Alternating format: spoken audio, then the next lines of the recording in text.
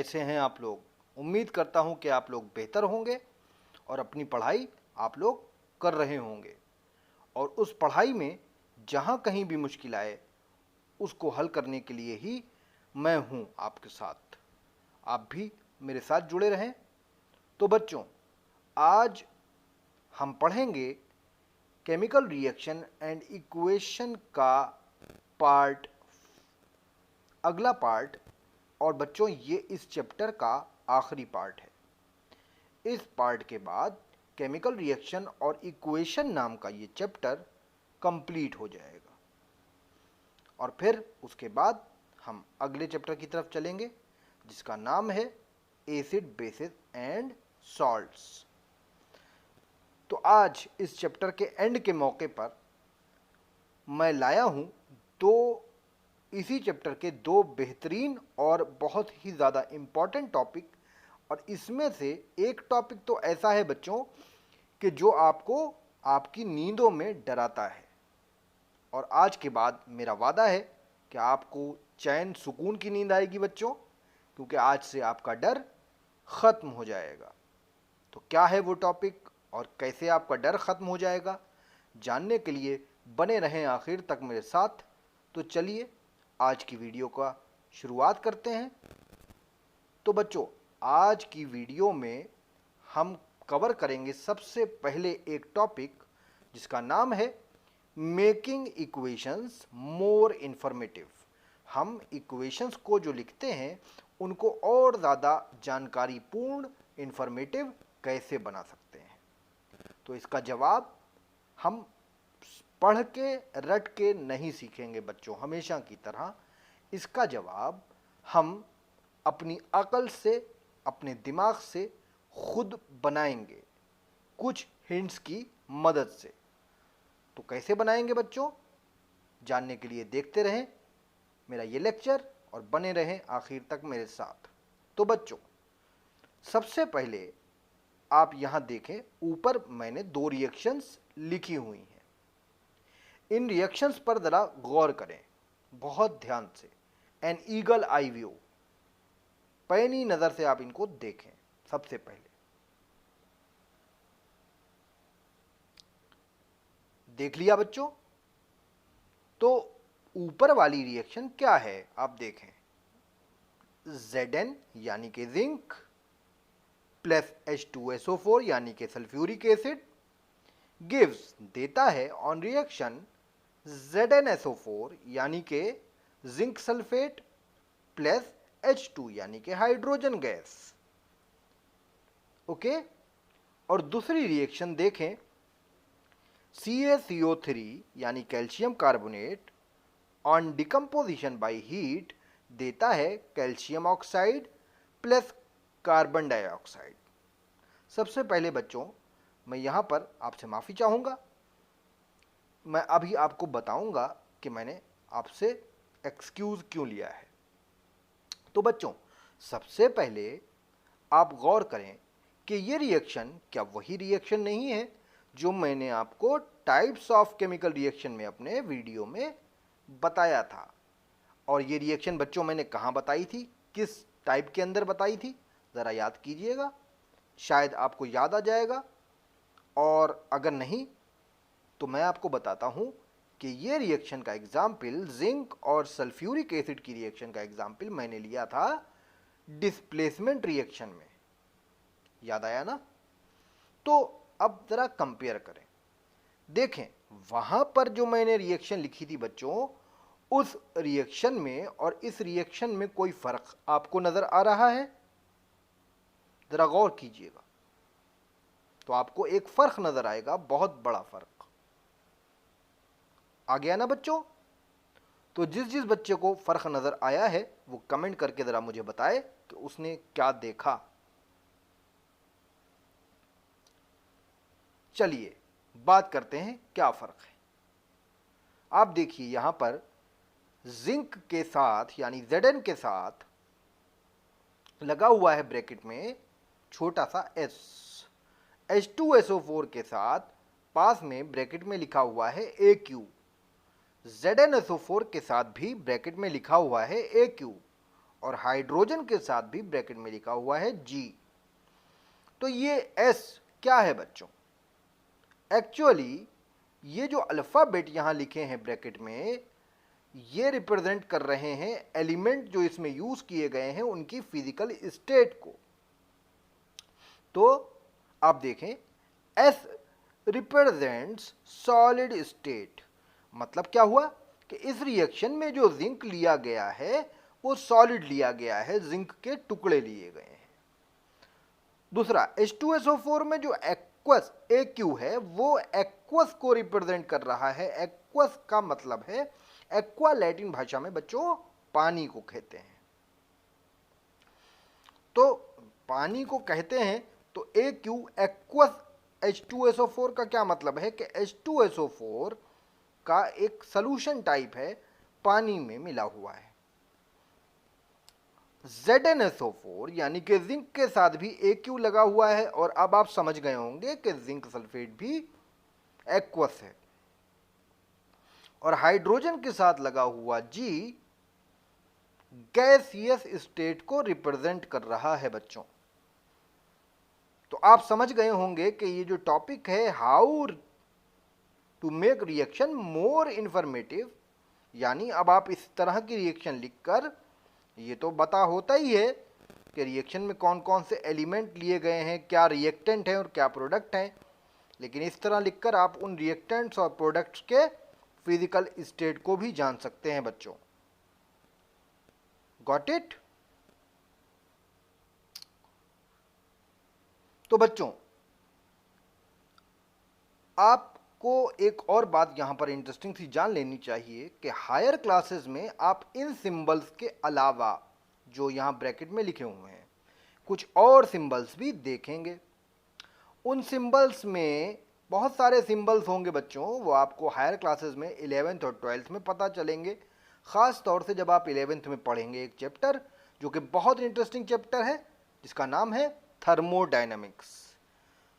उसी में से एक सिंबल जो बहुत इंपॉर्टेंट सिंबल है, उसका मैं थोड़ा सा जिक्र आपको यहाँ कर दूं, ताकि आप 11th के लिए मेंटली प्रिपेयर हो सकें और इस सिंबल से फेमिलियर हो सकें।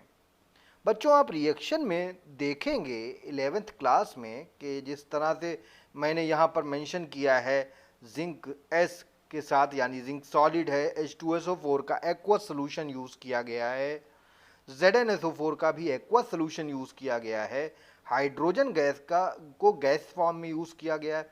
अच्छा हाँ, मैं आपको बताऊं कि मैंने आपसे एक्सक्यूज़ क्यों मांगा था बच्चों।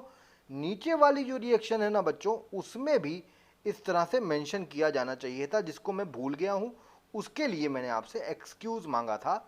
यहाँ पर मैं आपको बता दूं कि कैल्शियम कार्बोनेट सॉलिड होगा, S लगेगा इसके साथ, कैल्शियम ऑक्साइड भी सॉलिड होगा, और CO2 बच्चों क्या होगा? गैस होगा, G लगेगा इसके साथ। अच्छा, तो डेल्टा H क्या है? बेसिकली H से रिप्रेजेंट किया जाता है एंथैल्पी को। एंथैल्पी क्या है ये भी आपको 11th और 12th में पता चल जाएगा बच्चों। डेल्टा, ये जो ट्रायंगल आप देख रहे हैं इसको हम बोलते हैं डेल्टा, और डेल्टा जो है ये भी लैटिन लैंग्वेज के अल्फ़ाबेट में से एक है, जो कि हमारे इंग्लिश के D अल्फ़ाबेट के इक्वल है, यानी इसका मतलब होता है डिफरेंस। डेल्टा H मतलब डिफरेंस इन एंथैल्पी। तो अगर आप डेल्टा H किसी रिएक्शन के साथ पॉजिटिव साइन के साथ लगा हुआ देखेंगे, तो बच्चों उसका मतलब होगा कि वो रिएक्शन एंडोथर्मिक है बच्चों, उसमें हीट दी जा रही है। यानी आप इवन ये भी देखकर बता पाएंगे कि दी हुई रिएक्शन एंडोथर्मिक है या एक्सोथर्मिक है बच्चों। बात आपको समझ में आई? और अगर निगेटिव साइन लगा हुआ है तो इसका मतलब होगा कि रिएक्शन से हीट बाहर निकल रही है, रिएक्शन एक्सोथर्मिक है बच्चों। क्लियर? तो चलिए आगे बढ़ते हैं, और अब आप लोग तैयार रहें। अब आप लोगों के दिमाग से भूत भगाने की तैयारी है मेरी, और वो कैसा भूत है, और आप जब देखेंगे तो कहेंगे कि हाँ सर आप ठीक कह रहे हैं, ये सबसे ज़्यादा डरावना पार्ट है केमिस्ट्री का बच्चों के लिए। लेकिन बच्चों, मेरा आपसे वादा है कि आज के बाद ये डर हमेशा हमेशा के लिए ख़त्म हो जाएगा और आपकी ज़िंदगी में ये डर एक इतिहास बन के रह जाएगा कि हाँ, कभी डर लगता था। तो चलिए देखते हैं क्या टॉपिक है और उससे किस तरह से डर को ख़त्म किया जाए।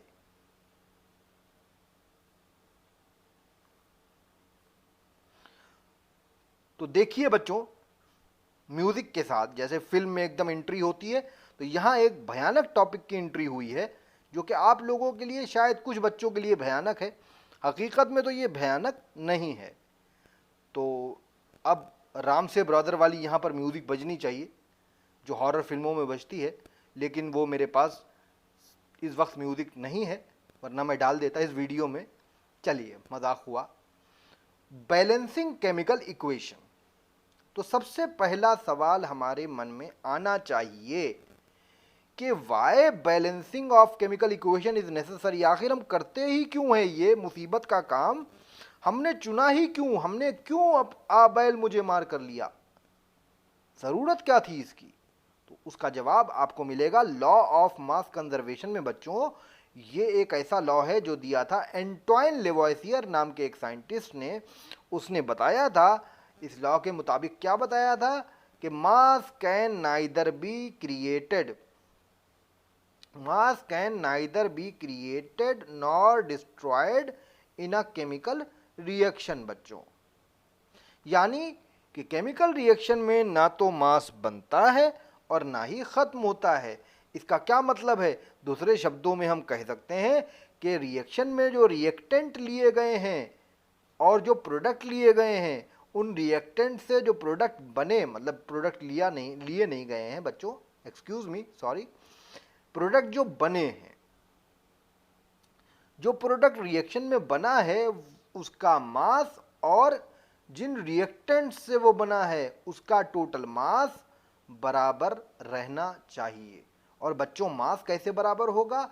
मास बराबर करने के लिए हमें दोनों साइड्स के एटम को, मॉलिक्यूल को बैलेंस करना होगा। इसलिए हम बैलेंसिंग ऑफ केमिकल इक्वेशन करते हैं। और बैलेंसिंग ऑफ केमिकल इक्वेशन हम कैसे करते हैं? आज के बाद डर खत्म, क्योंकि मैं आपको ऐसा तरीका बताने जा रहा हूं कि आप किसी भी इक्वेशन को बिना किसी डर के चुटकी बजाकर बैलेंस कर सकते हैं। तो देखते हैं वो क्या तरीका है।